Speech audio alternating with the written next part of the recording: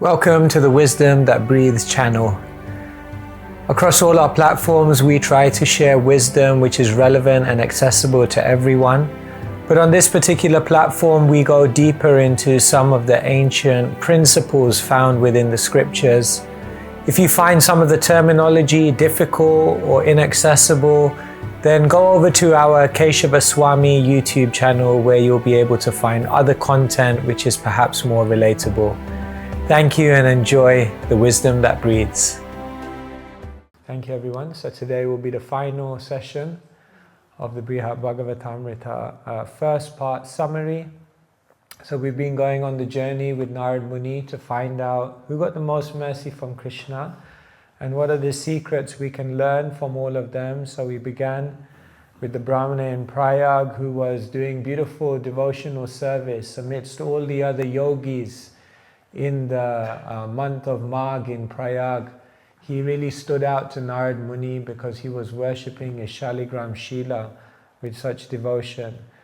But he directed Narad Muni to go to the south because there was a king there, and just like that Brahmana was worshipping in this special time of year, he told Narad Muni that the king does it every single day. Every day is a festival for him, and he engages many people, and in that way in the whole kingdom there is so much devotion going on, and he's the head of it all. He's the inspiration behind it.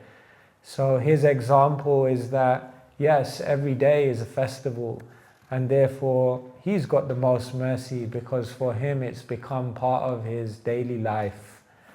The king said, no, I'm just small. There's someone who does it on a bigger scale than me. If you go to Amaravati, then there you'll go and you'll see Indra. And Indra is amazing because he has so many things, but he uses those things in service to Krishna, in service to Vamandev.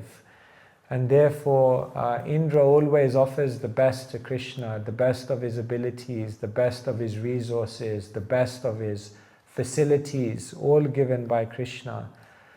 But then Indra, he denied it. He said, I'm not the one who got the most mercy because I made mistakes. I became proud. My strength became my weakness. In Krishna consciousness, your strength can become your weakness if those blessings that you've been given by Krishna to be strong in a certain area make you proud. And sometimes in Krishna consciousness, your weakness can actually become your strength. If your weakness in Krishna consciousness causes you to go in front of Krishna and say, I'm very fallen, Krishna, I need your help. I keep falling down to this weakness, then that weakness brings a humility, which is ultimately your strength. So Indra said, I got proud, it's not me.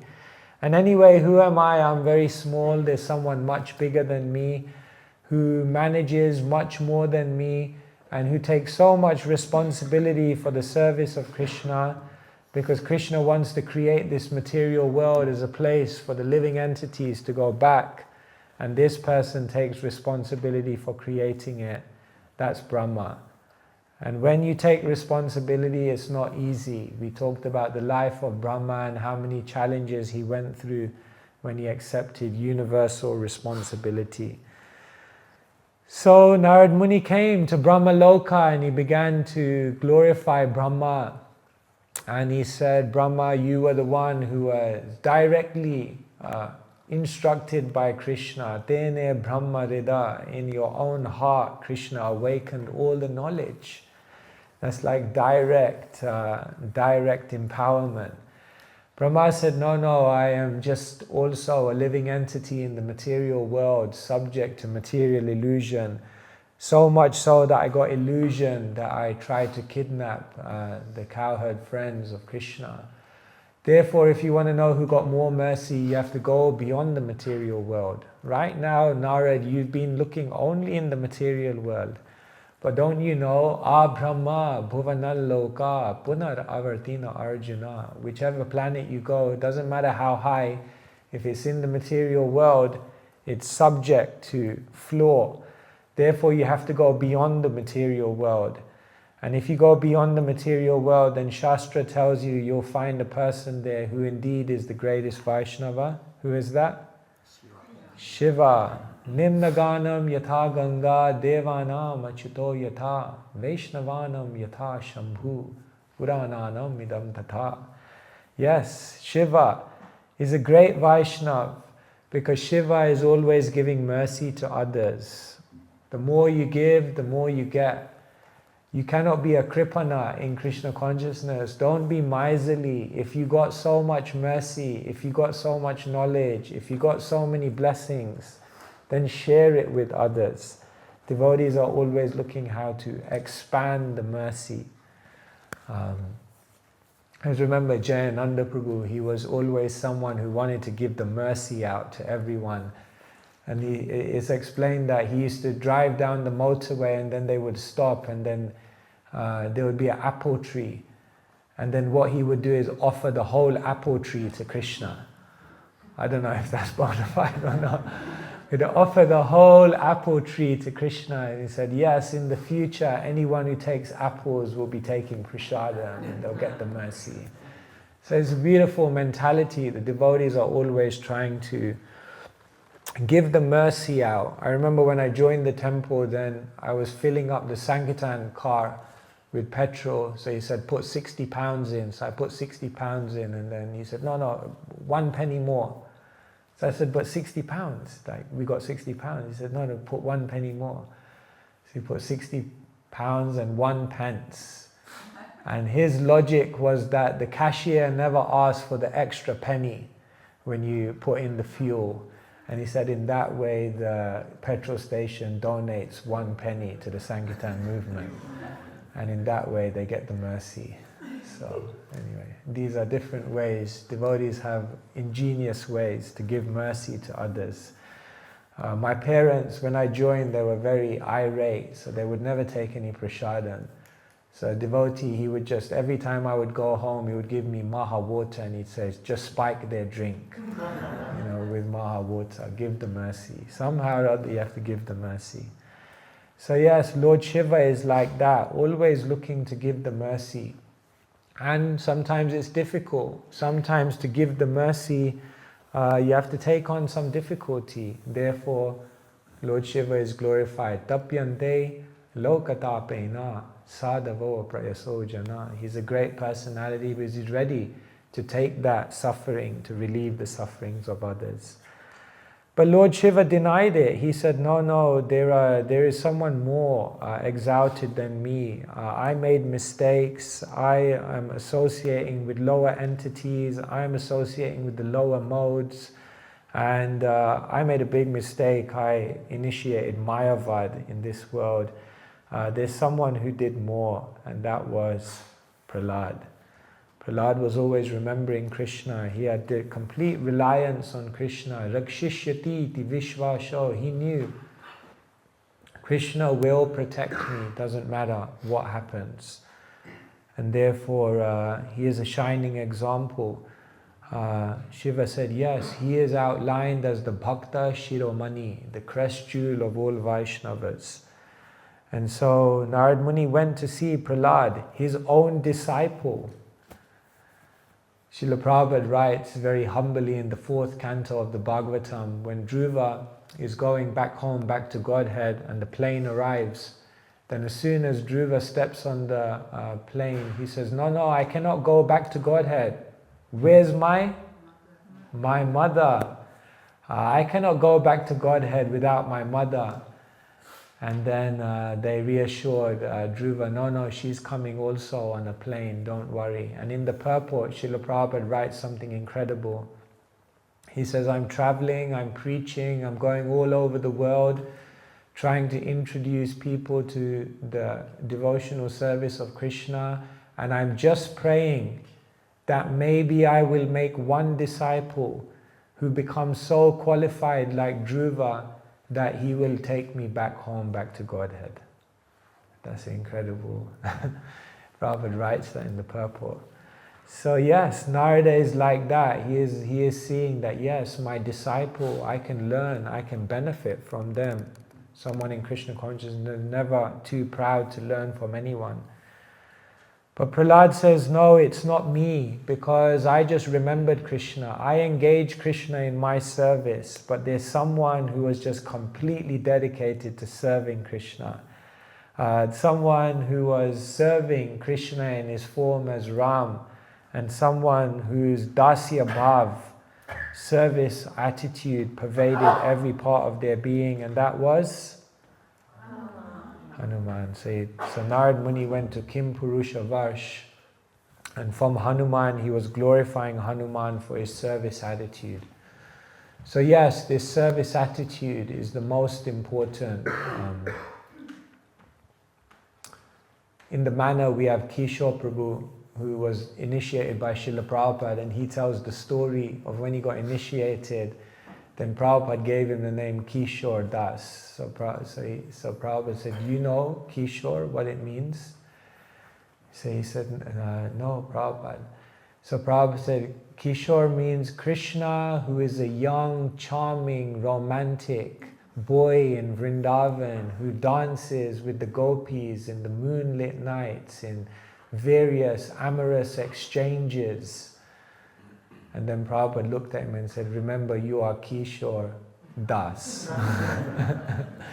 You are the servant of that amorous young boy, Krishna.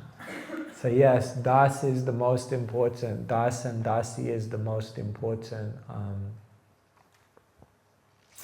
Even Yadubha Prabhu, he tells that story of how he had come with Mother Vishakha. They were on a photo project, I think, and they came to decide to photo and video the devotees. So they had no, in one sense, no intention of becoming devotees, but they thought it would be a good project. Devotees are very colorful, they do interesting things, so good to photo. And then they met Srila Prabhupada, and they exchanged, they explained what they were doing, and then Prabhupada said to them, "So you will become a devotee?"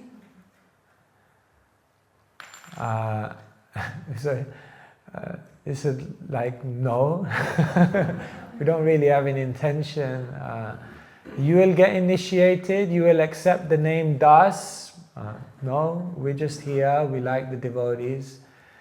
And then he said, Prabhupada said, "If you do not become a servant, then you cannot stay." So then they thought, "Oh my God, like we can't stay, we want to be..." But the amazing thing is what Yadubha Prabhu explains. He says that they ended up staying for many, many months, and then they eventually got initiated. So Prabhupada did actually let them stay, even though at that moment they didn't surrender. And his reflection was that Prabhupada was actually saying to them that unless you actually become a servant of the Vaishnavas, you cannot actually stay with the Vaishnavas. Tadera charane sevi bhakta sanivas janame janame hoy eya bilash. Narottam says, I wish to stay with the Vaishnavas life after life, and staying with them means to serve them. And so this service attitude is so much a part of a devotee's life. So we're always trying to develop our service attitude. A devotee never likes to say no to service. Sometimes we have to say no. Like one time I remember I had a very busy morning, and I came out, someone had not turned up for the deity transfer, so then drafted in. So then I did it, and then I came out, so I had like so many rounds to chant and so many things. And then just as I was walking out the temple room, having done that service, then a devotee came up to me and said, "Prabhu, no one's come to do the prasadam transfer from the kitchen." And I knew what the next thing was going to do. It was like, "Can you do it?" And then I just immediately said, like, "No." It's like I could not practically do it, because it was like I had this whole thing that happened this morning, so many rounds, so many other services. So I just immediately was like, no, because I didn't have any capacity. And then I walked up to the ashram, and then I kind of thought, I said no, that was bad. Like, Maybe I should have said yes, but then I looked at my shirt. I said no, but there was no way I could have done this service. I was right. I could not have done this service. And then I realized that although I couldn't do the service, in the heart of a devotee, whenever service comes, the immediate reaction inside the consciousness should be yes, because we live to serve. But then if you have to say no because of some practical consideration, then okay, you have to say no. But inside we should say yes. And then I reflected and I said, inside I said no, and outside I said no. Therefore, although it really was supposed to be a no, inside it could have been a yes. So a devotee, really that seva bhav of wanting to serve, that's what we learn from Hanuman. He's serving so much, has that deep desire. Because what is the value of life without service? Like at the manor, we had one devotee, he was serving the deities, Jivapati Prabhu, maybe some of you know him. He was serving Radha Gokulananda for, I think, 4 decades. And then eventually he got very sick, so he went to the Watford General, the hospital near the manor. Anyway, then he was in the hospital and his condition was getting worse. And then it said that on one particular evening, a devotee came to the hospital. So Jivapati Prabhu was looking very sad. So he said, what's the problem? Like, how you look, you look despondent. And he said, yeah, the doctor just came to me and he said that there's a chance that you can get out of the hospital. There's a chance that you can go, back to the temple. But the doctor has told me that if I go back, I'll never be able to do my service as I was doing it before. And then his head kind of dropped and he said, if I can't do my service, what's the point of living? And the very next day he actually left his body. So the devotee was reflecting that he lost his will to live, because it was kind of like, if I can't serve Krishna, if I can't do my seva, but what's the point of living? The body is useful if I could serve Krishna, otherwise what's the point? So that was very telling. So like this, we all see amazing examples in the movement of devotees who have such service attitude. And we see that those who serve, who take that, have that inner mood, mercy comes. But Hanuman, when Narad was glorifying him, then Hanuman said, no, I did not get the mercy. Narad says, everywhere I go, everyone is saying that. They made a mistake, and Hanuman said, yeah, I also made a mistake. Because we were building the bridge for Ram.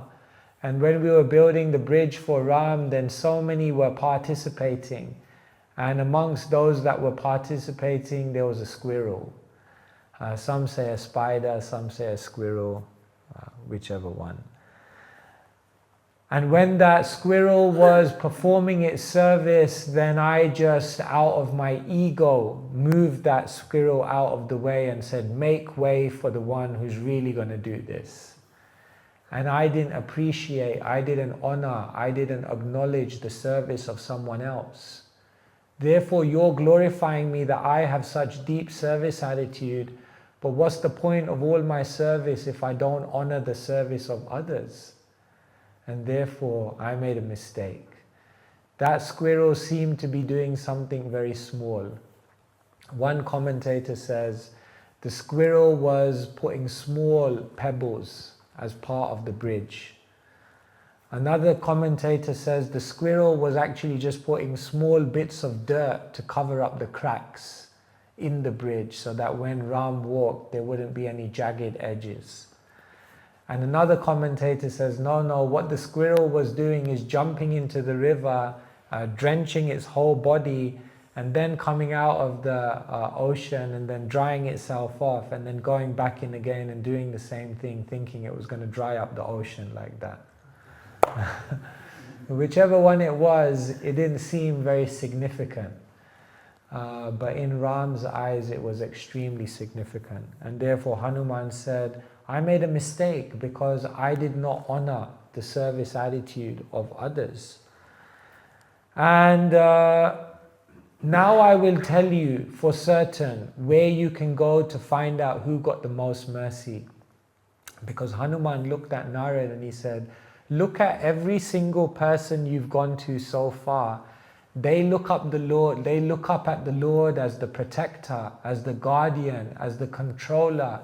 They are subservient to the Lord in a mood of service, but that doesn't please the Lord as much as those who have intimacy. So I want you, Narad, if you want to find out who got the most mercy, you have to go to those who developed an intimacy with the Lord. They didn't just see the Lord as great, but they were friends with the Lord. They kind of hung out with Krishna. They were speaking, sitting on the same level. It's amazing that Krishna even became their messenger. Krishna even became their charioteer. Krishna even became their advisor. And they had a very, very friendly, intimate, close relationship with Krishna. And if you want to find out who got more mercy, then you have to go to the Pandavas. So then Narad Muni goes on and he reaches and he goes to the Pandavas and he says, oh, the Pandavas, you got so much mercy from Krishna. Krishna, you had intimacy with him.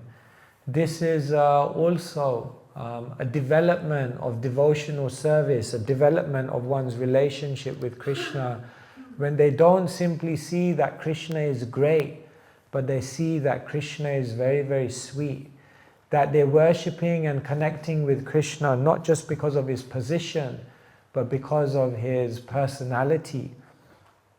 Krishna, Krishna is Bhagavan. And Jiva Goswami, he says, Bhagavan means Bhajaniya Guna Vashishta. Krishna, who has so many beautiful qualities that you cannot resist but being attracted to him.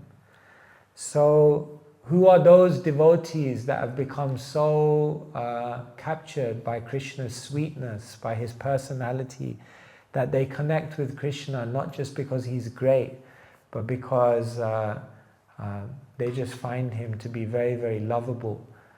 So the Pandavas had this intimacy with Krishna, and they accepted service from Krishna because they saw Krishna as their friend. And therefore Krishna became the charioteer of Arjuna. It's said that on the battlefield, things are so noisy that the warrior cannot give instructions to the charioteer. So when the warrior wants to tell the charioteer to go right, then what the warrior does is he gives the charioteer a kick on the right. And when the warrior wants the charioteer to go left, then he gives a kick on the left.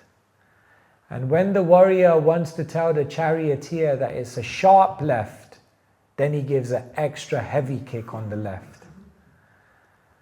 I don't know if Arjuna was doing that or not, but you can understand the position of a charioteer. It's a very humble position.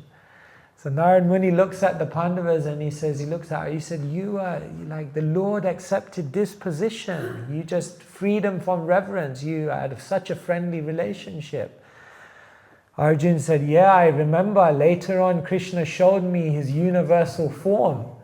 And I was thinking, my God, Krishna, the universal form, the supreme controller, I was just treating you like a normal person.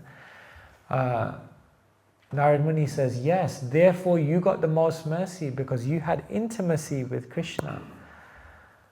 And then the Pandavas, they began saying, no. We had some intimacy, but our relationship with Krishna was a working relationship. Really? Why is it a working relationship? The Pandavas said, because Krishna, he comes to this world for a purpose. What's his purpose when Krishna comes to the world? Yada yada hi dharmasya glanir bhavati bharata abhyutanam dharmasya tadatmanam srijamyaham. Krishna comes to this world to do some work. And what's the work that he comes to do in this world? He comes to establish Dharma. And in order to establish Dharma, you need to work together with the Raja Rishis. So Krishna came to this world to do a job. He had some work to do. And because we were somehow or other the people in the position of becoming the next kings, therefore Krishna worked with us. We worked together to achieve a purpose. So you say we have intimacy with Krishna, but we don't have that much intimacy with Krishna. We have a working relationship with Krishna. But if you want to know who got more mercy, there are those who are living with Krishna and had no working relationship with Krishna. Jai Shri Shri Panchatattva Ki Jai. And who are those who had a family relationship with Krishna, who are always with Krishna? The Pandavas looked at Narad Muni and said, we spent some time with Krishna. You know, Krishna was 11 years in Vrindavan, Krishna was 18 years in Mathura, but then Krishna was 96 years in Dwaraka. So we spent some time with Krishna. Krishna helped us in Hastinapur for some time. But these individuals were living with Krishna all the time. And not just that, they did not have a working relationship with Krishna. They were Krishna's own family. So they got the most mercy from Krishna. If you want to know, then you have to go to them. Who are they? The Yadavas. And therefore Narad Muni went on and he went to meet the Yadavas, who were basically living with Krishna. They were Krishna's own family. We have to try to live with Krishna. Yes, we are also Krishna's own family. That realization arises. Srila Prabhupada told the devotees, when you go to Jagannath Puri, if you go to Jagannath Puri today and you try to get into the Jagannath temple, then the first thing they ask you is Gotra. And Gotra means what's your family lineage, because unless you're in a certain family lineage, they will not allow you. And so Prabhupada told all the devotees, when they ask you your Gotra, you tell them Achyuta Gotra. We are in Krishna's family. When you become a devotee and you take initiation, you get connected to the parampara, then you are in Krishna's family. So the devotees are in Krishna's family. They live with Krishna. Jiva Goswami says Vrindavan is not just a physical place, it's a state of consciousness. So if Krishna is always in your mind, in your heart, in your consciousness, then you are living with Krishna, you are living in Vrindavan. So the Yadavas, they are teaching us to live with Krishna. So Narad Muni came and he saw the Yadavas and he began to glorify them, that you are Krishna's own family. I mean, Krishna took birth with you side by side. The Yadavas said, no doubt, we got a lot of mercy from Krishna. We're not going to doubt it. I mean, we lived so many years with Krishna. Of course we got so much mercy from Krishna. But still amongst us, there was one of the Yadavas who got the most mercy from Krishna. Because this Yadava, this Yadu, he was so absorbed in Krishna that he looked exactly like Krishna. Do you know that this personality in our family, when Krishna would want to go to bed at night, then he would massage Krishna's legs. And when he would massage Krishna's legs on his lap, then Krishna would fall asleep. And then he would fall asleep with Krishna's lotus feet on his lap. This Yadava was Krishna's cousin. He was so close to Krishna, not just a cousin, but a great friend. Not just a great friend, but he was a great advisor to Krishna. He was so attracted to Krishna that nothing else could attract him. In fact, one day he saw a lady and he got attracted. And in his mind he thought, how could I get attracted to a lady? It's not possible. My attraction is only for Krishna. So in his mind he thought, there's only one explanation. This must be Krishna. And indeed, it was Krishna disguised as a lady. Because he said, my attraction could not go anywhere else. It's not possible. And who is that person? Uddhava. Yes, Uddhava got so much mercy. Uddhava was very, very close to Krishna. And the interesting thing about Uddhava is that he was trusted by Krishna. When Krishna needed advice, then he came to Uddhav, isn't it? A messenger came to Dwaraka. Oh no, Jarasandha has attacked. But at the same time, Yudhishthira is doing the Rajasuya sacrifice. So Krishna, we need your help, but which one are you going to attend to first? So Krishna was baffled. Jarasandha, Rajasuya sacrifice, which one shall I go to? So immediately he went to Uddhav. What shall I do? Two conflicting priorities. So Uddhava told him, it's very simple. If you go and help Yudhishthira with the Rajasuya sacrifice, anyway you will have to kill all the deviant kings. So if you go and do that, two things will be achieved in the same go. Krishna said, good advice. So Uddhava was the one that Krishna went to when he wanted advice.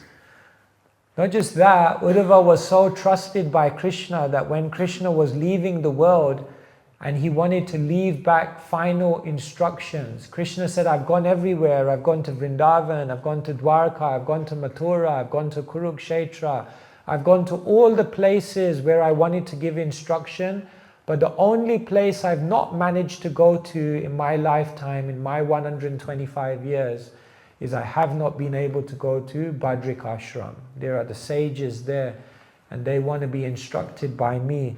But I don't have enough time now. Uddhav, I'm giving you the final instructions before I leave this world. You carry these instructions to the sages of Badrik Ashram. And therefore Krishna's final instruction in this world was given to Uddhava. In the Uddhava Gita, in the 11th canto of the Bhagavatam we read. So Krishna trusted Uddhav so much. And Krishna trusted Uddhav so much that Krishna also, when he wanted to send a message to Vrindavan, then he had to find someone very trustworthy to take that message. And so Krishna asked Uddhav to go to Vrindavan with the message. So Narad Muni looks at Uddhav and he said, you got the mercy because Krishna trusted you. You see, that's a higher relationship. In our whole life, we are going and thinking, do I trust Krishna? Do I have faith in Krishna? Will Krishna save me? The whole life we are trying to build up our trust in Krishna. But for the elevated devotees, their whole life they are trying to become trustworthy so that Krishna will be able to put trust in them.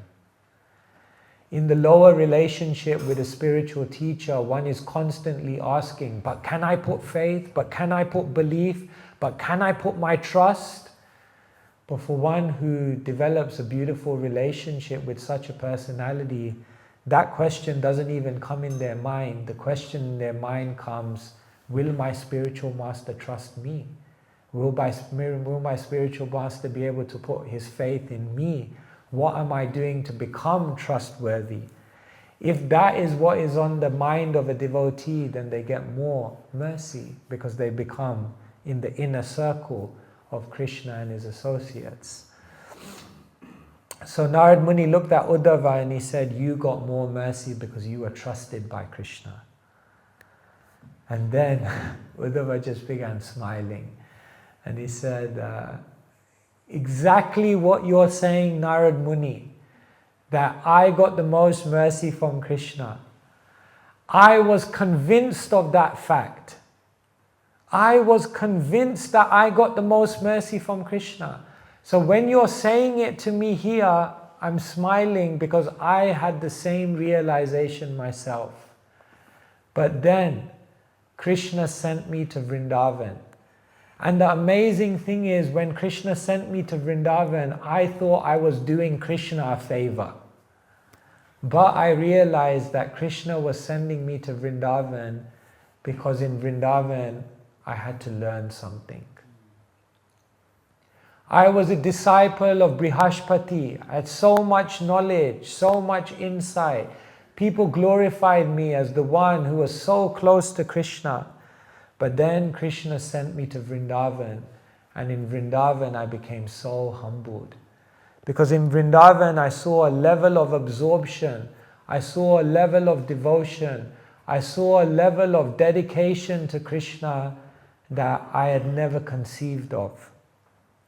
When I went to Vrindavan, I realized that the Brajabasis are unparalleled in their devotion to Krishna. And amongst the Brajabasis, I saw that the Gopis are the topmost. Because the Gopis were ready to put everything on the line for Krishna. The Gopis were completely fearless. They were completely flexible. They made themselves fully available for Krishna's service. And therefore, when I saw Nanda, Yashoda, and then later on when I saw the Gopis, and then when I delivered Krishna's message to them, then I realized I have no devotion. Because when I delivered Krishna's message to them, then I told them, Krishna has sent a message for you. Oh really? What's Krishna's message? Uddhava delivers the message, and the message says, Krishna is saying that if you remember me, then don't worry, even though you are separated from me, it will be like you're right in association with me. And the Gopis looked at me as though I was like speaking some gibberish. And the Gopis looked at me and said, are you mad? The problem is not that we can't remember Krishna. The problem is we can't get Krishna out of our mind. We are living like ghosts because Krishna has left. And when Akrura took Krishna from Vrindavan, it was like Yamaraj who takes the soul out of the body. You took the soul of Vrindavan out of Vrindavan. So we are dead. But at the same time, we're still living because we have a hope that one day Krishna will come back, because Krishna said, I will be back. So we are living like ghosts. We're neither living nor we're dead. We're living in a suspended existence. And therefore, we can't understand what you're telling us, Uddhav. So Uddhava was seeing their incredible absorption in Krishna. And then Uddhava made a prayer.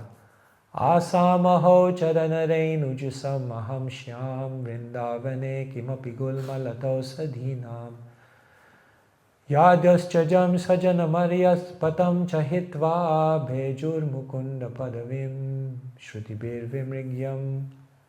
He said, I just want to become a Kripa in Vrindavan.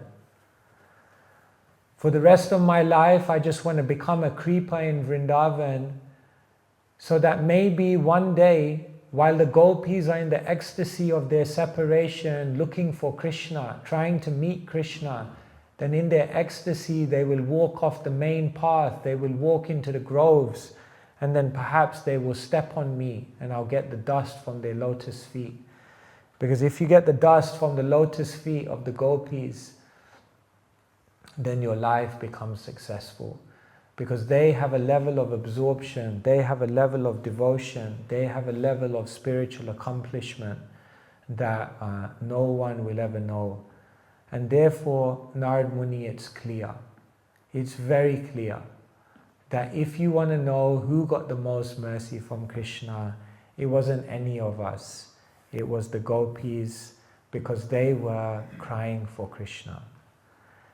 In this life, if someone can somehow learn the art of how to cry for Krishna, then their life is successful. I remember Indradyumna Maharaj, he once said, all the study, all the service, all the austerity, all the endeavors that we're making in devotional service are just so that one day we can sit in one corner of the room, chant one name of Krishna, and experience one genuine teardrop fall from your eye. If it comes to that point where you can cry for Krishna out of genuine love, then you have actually achieved the purpose of the Krishna consciousness movement. And therefore the gopis were constantly crying for Krishna. And because they were crying for Krishna, then they become the most exalted emblems of devotion. Actually, Bhaktisiddhanta Saraswati Thakur says, Vaishnavas are those who worship Vishnu. Karshnas are those who worship Krishna. But Gaudiyas, they are not worshippers of Krishna or Vishnu. Gaudiyas are actually worshippers of Radharani. It's very deep teaching actually. Bhaktisiddhanta Saraswati Thakur, he says, most people are interested in Radharani because Krishna is connected to Radharani.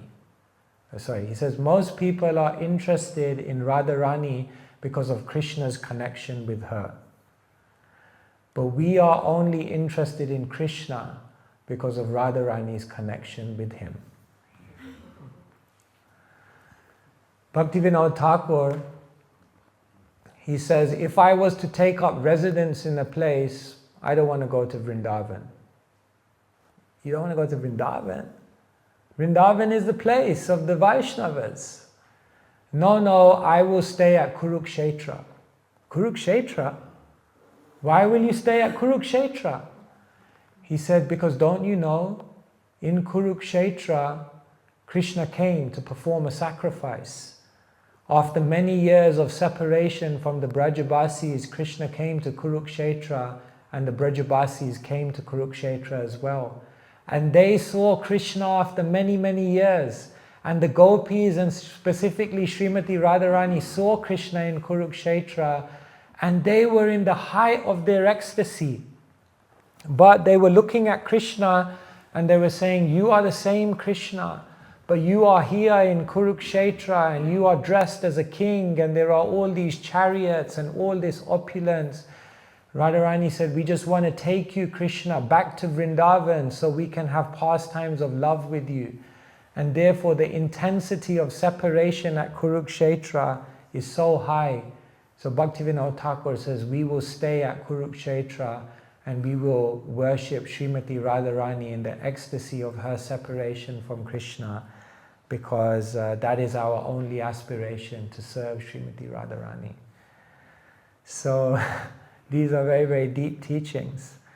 But this is actually the secret of mercy. That one who can cry for Krishna. When Krishna disappeared from the sight of the gopis and the gopis were looking for Krishna, then the gopis, they recited the most beautiful prayers, isn't it? The Gopi Geet. Tavakatamritam tapta jivanam kavibiriditam kalmashapaham shravanamangalam shrimadatatam bhuvigranantiye bhurita jana. These beautiful prayers the gopis are singing in search for Krishna. The most beautiful prayers in the entirety of creation. Did Krishna appear after the Gopi Geet? What do you think? Did they? Did he? Actually, he didn't. Even though they sang these songs so beautifully, which glorified Krishna, Krishna did not appear. And what they did after reciting the Gopi Geet, even Krishna did not appear. They went to the bank of the Yamuna and they cried. And when they cried, Krishna came. It's the tears of the soul, the Atma Krandan, the cry of the soul, that ultimately attracts Krishna. Therefore, Srila Prabhupada said, when we are chanting Hare Krishna, we're chanting, crying like a baby cries for the mother. Srila Prabhupada said, one must learn this art of how to cry for Krishna. In fact, Gaur Govinda Maharaj used to say, we are not opening temples but we are opening crying houses where people can come and learn the art of how to cry for Krishna. So on his journey to find out who got the most mercy from Krishna, Narad Muni went to many, many different personalities. But ultimately, he learned something from all of them. But then he arrived at the apex of his understanding, which is that the gopis of Vrindavan, and specifically Srimati Radharani, they are considered the most exalted devotees of Krishna.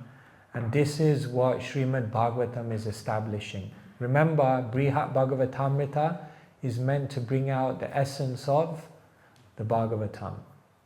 And so the Bhagavatam, Chaitanya Mahaprabhu basically came to the world to teach 4 things.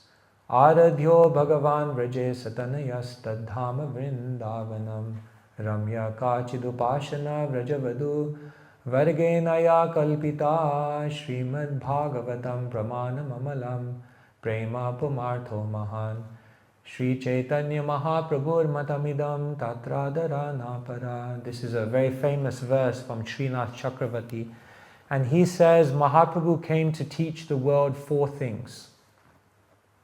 The first thing, Prema Pumartho Mahan. The goal of life is to attain love. The second thing Mahaprabhu came to teach is that who is the object of the love that we must direct our love towards? Krishna, who lives in Vrindavan. The third thing that Mahaprabhu came to teach is who is the ideal example of devotees who have spotless love for Krishna in Vrindavan? The gopis. And finally, if we want to develop that similar kind of love within our own consciousness, then where do we go to find the instruction? Srimad Bhagavatam. Srinath Chakravarti says, these are the 4 things that Mahaprabhu came to teach the world. And so ultimately the Bhagavatam arrives in its apex at the love that the gopis have for Krishna. And this is the essence of Srimad Bhagavatam. And therefore, in the first part of Brhad-Bhagavatamrita, Narad Muni is going on this journey and ultimately establishing that the gopis and Srimati Radharani are the greatest recipients of Krishna's mercy. So much so that Krishna says, I cannot repay you. Napadayeham niravadya samyujam sasadu krityam vibudayusha piva yama bhajan durjarageha shrinkhala samvrishya tadva pratiyatu sadhuna. Because Krishna looks at the gopis and says, you gave up everything. You gave up your family, you gave up your security, you gave up your reputation, you gave up all social consideration, you gave up all fear, and you ran to me when I played my flute. And therefore, napadayeham, you've made me contradict my words in Bhagavad Gita. Because I told the world, ye yatham mam prapadyante, as they surrender unto me, I'll reward them equally. But you've worshipped me in such a way that I have nothing back to repay you. Therefore, the love of the gopis makes Krishna contradict his own words, because it's so exalted that they clearly become the emblems of pure devotional service. Hare Krishna, Krishna Krishna, Hare Hare, Hare Rama, Rama Rama, Hare Hare. So this was the journey of the first part of Brhad-Bhagavatamrita. So I hope it's a little more clear for you now, and you can try to read it. It's very, very beautiful. And as you read it, you'll delve much deeper into it than I have explained to you. It's very, very beautifully translated. So thank you so much. I don't know if anyone has any questions. Yes. Read all the time, Vaishnavanam Yatha Shambho is Lord Shiva. Then one question comes to my mind is like, also my father expressed that we have many Vaishnava glorifications and bhajans in our song. Why do we never have Lord Shiva's photo or anything in the temples? Or we never sing anything, not even on Shivaratri? like not even like Om Namah Shivaya. What is that? Yes. In Vrindavan, it's not that we don't worship Lord Shiva. In fact, in Vrindavan, so many deities of Shiva were established. Gopeshwar Mahadev, Bhuteshwar Mahadev, Chakaleshwar Mahadev, because Lord Shiva is said to be the Dhamapal, the protector of the Dham, so you cannot enter Vrindavan without getting the blessings of Shiva. When Chaitanya Mahaprabhu was traveling in South India, then he was going to the Shiva temples and offering worship. In fact, even in Krishna's time, it is said that Nanda Maharaj and the Brajabasis went to Ambikavan at one point, and it was Shivaratri, and they honored Lord Shiva, and they celebrated and observed Shivaratri. So actually, it's not that the Gaudiyas don't worship Lord Shiva, but then one may say, in our temples, why isn't Shiva so present in that way? We can say because Srila Prabhupada, he was trying to establish a very clear philosophy and theology, and one of the major misconceptions within Hinduism is a diversion towards deity worship or other deities. So because Shiva worship in the world is so strong, and sometimes in a way in which they may not understand the proper identity of Shiva, then Srila Prabhupada wanted to avoid the misconception of people also coming to temples and worshipping Shiva in the wrong way. Even, for example, he never had any deities of Ganesh. For example, in many temples you will find also deities of Ganesh.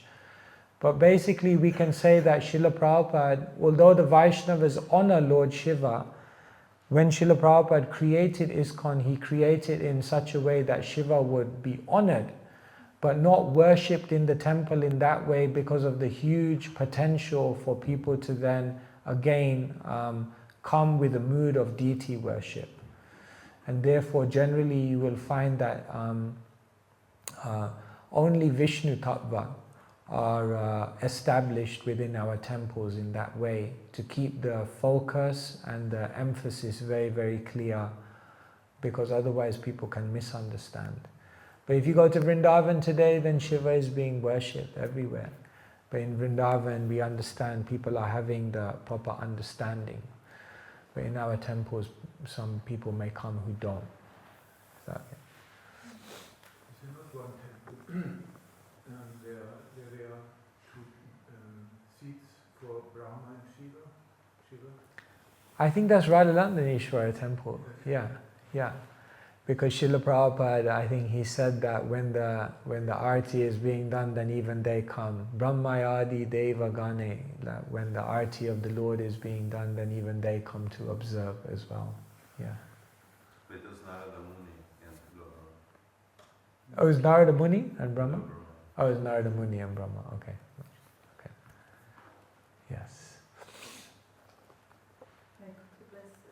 Just please repeat who was saying these four most important teachings of Lord Chaitanya? His name is Srinath Chakravarti. Yeah, it's one of the acharyas. Yeah. Yes. Yeah, and when you were saying those four instructions, I was wondering about the Hare Krishna Maha Mantra was not mentioned there. Yeah. Is there an explanation, or is there a different way? So, yeah, Chaitanya Mahaprabhu came to teach these four things. So what about Harinam Sankirtan? So in the third line of the verse, it said, Srimad Bhagavatam Pramanam Amalam. That Bhagavatam is the Amala Praman, the evidence, the spotless evidence, the guidebook. And so if you then read the Bhagavatam, in the very final verse of the Bhagavatam is mentioned, Nama Sankirtanam Yasya Sarva Papa Pranashanam Vedadu Kasamanas Tam Namami Harim Param. So the very final verse of the Bhagavatam says that in this Kali Yuga one must engage in Harinam Sankirtan.